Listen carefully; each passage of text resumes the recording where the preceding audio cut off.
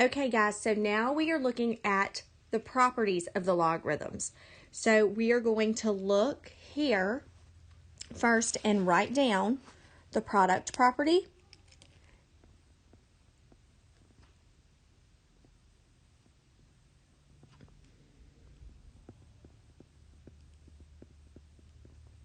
Okay, so whenever you have a log and it's multiplying together, that just means the log base b plus, so basically they have to have the same base, okay? And then you just take the two big numbers and you multiply them together. So like look at number 1. When you do it with actual numbers, it makes so much more sense. So we see that we have the same base here. So all we're doing is the log of base 2, and then our two big numbers, 7 and 4, are going to be multiplied together. So the answer is log base 2 of 28. So that would be your answer. Okay, so look at number 2. Remember how when you have the same, or when you don't have a base written, it's an understood 10, right? So those do have the same base, so we're just going to rewrite it. Log, and then we're going to say 25 times 4, because that's what our property says. If we're adding, then we're going to multiply your two big numbers, right? So when we multiply those, we get the log of 100. Okay, so go ahead and work number 3 on your own. So it has the same base, so you're just going to multiply your big numbers. Pause your video. When you unpause it, your answer will be there, and we'll go on to expanding. Okay, so here's your answer. When we condense it into a single logarithm, we're just multiplying our two big numbers. So when we did that, we got log base 4 to 8x to the third power. All right, so now we're going to go down to number 4 and log of 6. So we know that we just need two numbers that will multiply together to get 6. So the first two that come to mind for me are log of 2 times 3. Okay, so then we're going to write that in this whole long thing where we're adding. So log of 2 plus log of 3. And that would be your answer there. Now, remember, more than one thing will multiply to get 6. So your answers will vary in this section. It can vary. So look at number 5. What two numbers come to mind that multiply together to get 45? First thing for me is 5 and 9. So we're going to say the log of 7 and then of 5 times 9. And then we're going to write them as addition. Okay? And that's all we're doing when we're expanding using the product property. All right, so now for the last one, we have 5 and x. Remember, if a number and a variable are right beside each other, that means they're multiplying, right? So the two things that are multiplying to get 5x are just 5 times x. And then we write it separately. Okay, so we have the log base 2 times 5 plus log base 2 times x. Okay, so those would be your answers for expanding using the product property. All right, so now we have the quotient property. So let's first write down the property, and then we will go from there. So we have log base b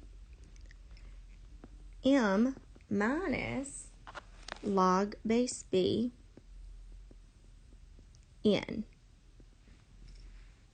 Okay, if you notice, this is very much like the power rules. Because remember when you were dividing with exponents, then you subtracted, right? So if that can help you kind of remember what goes with what, when you did multiplication, the product property, we added our logs together.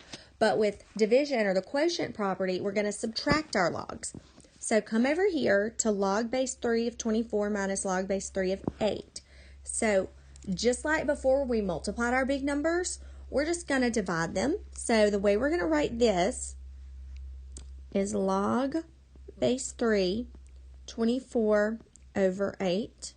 Okay, does everybody see what I did? I just took the first big number, then the second big number, and we're going to divide those out. So then we have log base 3 of 3. All right, let's look at number 8. So the same thing, we have the log base 2 of your big number, first number 15, over 15. So when we divide 15 by 15, we get 1. So it's the log base 2 of 1 for our final answer. Don't overthink this, y'all. It's literally just dividing, okay? Let's look at 9. Don't let the variable freak you out, okay? So again, we do it the same way. So x to the 9th divided by x squared. What do we do with exponents when we are dividing? We subtract them, right? So the answer to this one is just log base 4 x to the 7th power. That's it. All right, so expanded form, again, is a little bit different because we are having to find the two numbers that will divide to give you 4, okay? So, again, these answers can vary and be different from each other because multiple things can divide and get 4. I would go with the easiest. That's just me personally. I'm big on, work smarter, not harder.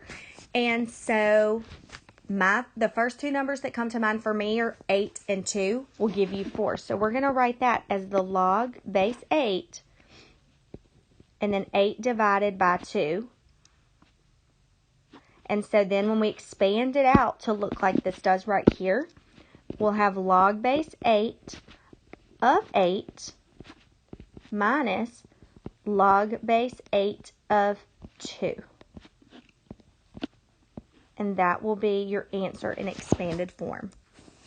Okay, so next up is number 11. So you're going right now, you're going, oh my gosh, what two things divide together to get 1/3? This is hard. Don't stress over that. If it's a fraction, I want you to think about what kind of bigger fraction would reduce to give me 1/3. So really you could do anything, okay? You could do where you multiply by 2, and it gives you 2/6, right? Okay, you can multiply by 5 on the top and the bottom and get 15 over 45.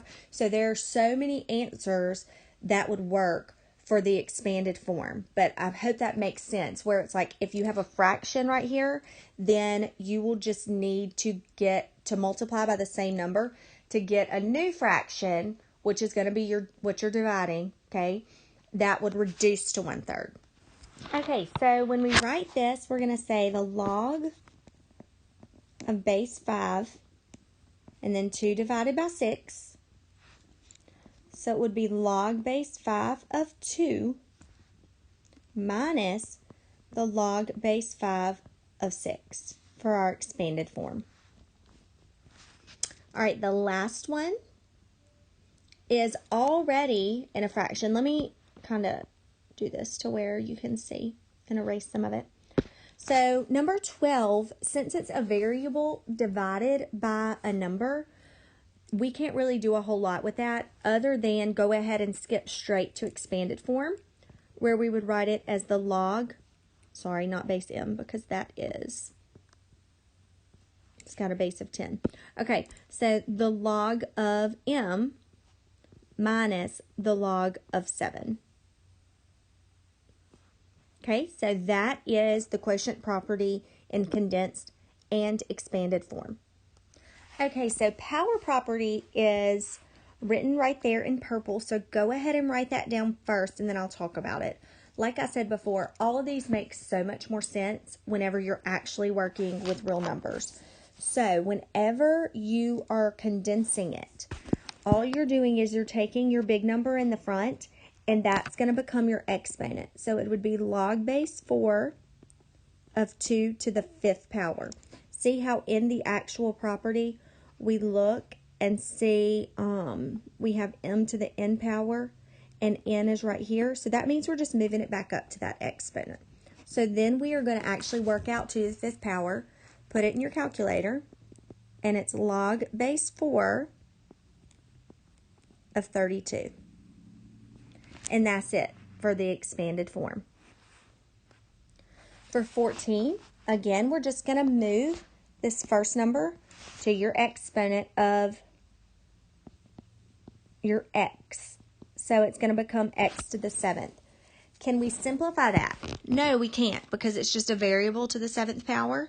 So this is your final answer. Now, finally, for this one, we have a fraction. But again, the same rules apply. Same thing. So it's just the log of 8 to the 1/3 power. Now, when we simplify it, we talked about 1/3 is the same as cube root. So we just get to the log for the cube root of 8. And that is it. All right, so now we're expanding. So this time we're taking what we have as our exponent and we're putting it in front, okay? So 7 times log base 2 of 8. And that's it. That's all you're doing, okay? Now, our exponent is going to be moved to the front, right? So we have x minus 1 times 3 times the log of 4. No, that's not base 4. I keep doing that today for some reason. Sorry, y'all. Okay, so the log base of 4. So then we can combine this. So that's where the simplifying is going to come from. And we're just going to do distributive property because it's a number outside the parentheses. So we get 3x minus 3 and then times the log of 4. And we can't combine anything else because that log of 4, think of it, you can't combine it with anything unless it has log in front of it, okay? So if you just have one log of something, you can't combine it with anything else. All right, so this last one is given to us in a square root. But what do we know is the exponent equivalent of a square root? Something to the 1/2, right? So first we're going to rewrite it as w to the 1/2 power. And then from there, we're going to move it over to the front, just like we've done with everything else. And get 1/2 times the log base 7 of w. And we can't simplify that in any way, so that is your answer.